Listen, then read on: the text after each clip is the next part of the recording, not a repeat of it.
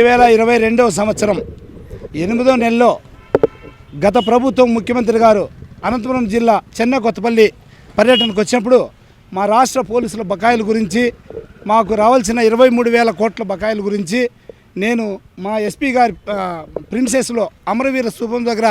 ఆ బకాయిల కోసం విన్నవించుకోవడం జరిగింది. అందునిమిత్తం గత ప్రభుత్వం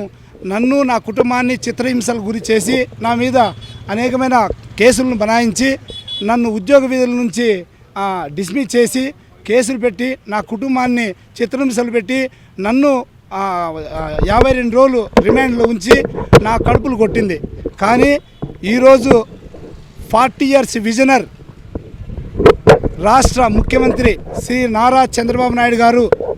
గౌరవ రాష్ట్ర హోంమంత్రి ముఖ్యమంత్రి గారు నారా లోకేష్ గారు మరియు మందకృష్ణ మాదిక్ గారి వల్ల మా యొక్క ఉద్యోగాన్ని తిరిగి నాకు ఇప్పించి నా కుటుంబాన్ని కాపాడి నన్ను విధుల్లోకి తీసుకొని ఆర్థికంగా న్యాయపరంగా నా కుటుంబాన్ని రక్షించినందుకు రాష్ట్ర ప్రభుత్వం యొక్క ముఖ్యమంత్రి శ్రీ నారా చంద్రబాబు నాయుడు గారికి మరియు హోంమంత్రి వంగల్పూడి అనిత మేడం గారికి మరియు నారా లోకేష్ గారికి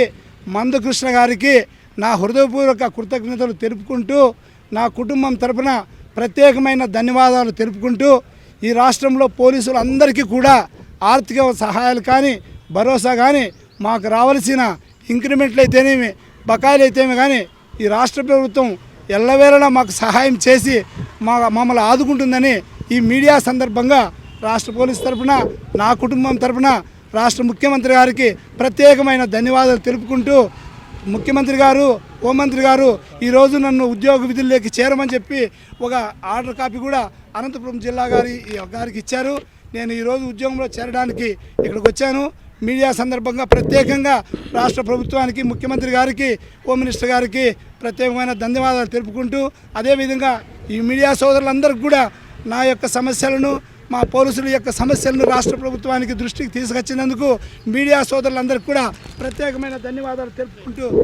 విరమించుకుంటున్నాను. పోలీసుల సమస్యలపైన అట్లా పోరాటం చేస్తారా? లేదు సార్, ఎందుకంటే మాకు ఈ ప్రభుత్వము ఖచ్చితంగా మాకు న్యాయం చేస్తుందని నమ్మకం ఉంది కాబట్టి ఎలాంటి పోరాటాలు చేయము. న్యాయబద్ధంగా డిసిప్లైన్గా మా డ్యూటీ మేము చేసుకుంటాం.